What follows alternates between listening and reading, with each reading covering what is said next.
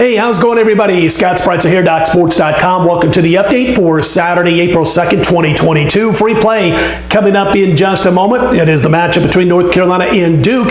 Before we get to that, though, a quick note. Saturday, I've got my 8-star March Madness play in college basketball. My top plays, I've had 18 top plays, a.k.a. 8-star plays in college basketball in the month of March and big dance action in the last 23 years.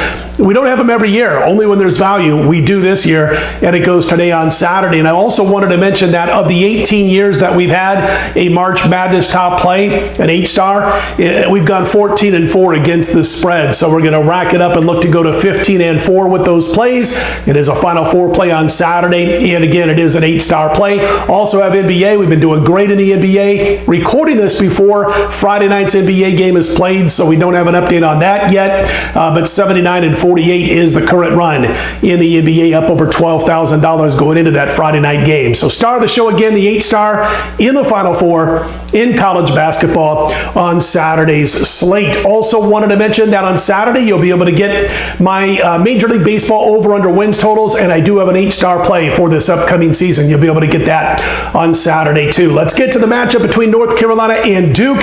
Total as high as 151.5 in some shops, 151 in others.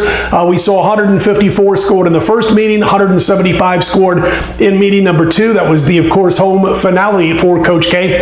One of the things that I'm looking at when I want to play an under, which is what I'm recommending here, is if a team turns the ball over too many times, at least one of the two participants in the game we're talking about, or if teams can force turnovers. And the thing is about these two teams, they both value the rock. They value their possessions. They don't turn the ball over. Also, neither team actually forces many turnovers. In fact, Duke and North Carolina are both in the bottom 45 out of 358 college basketball teams when it comes to defensive turnover percentage.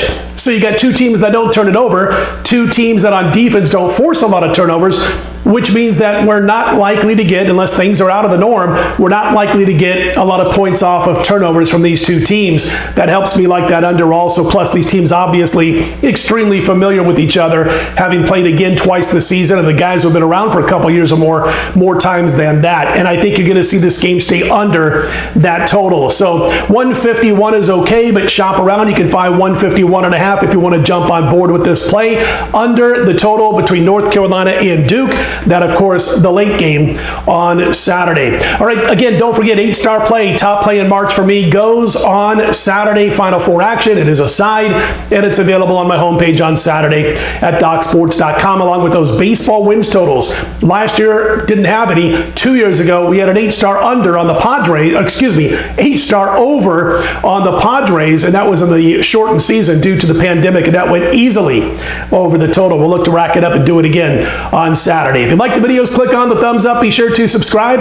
I'm Scott Spreitzer, DocSports.com. Let's put him in the win column.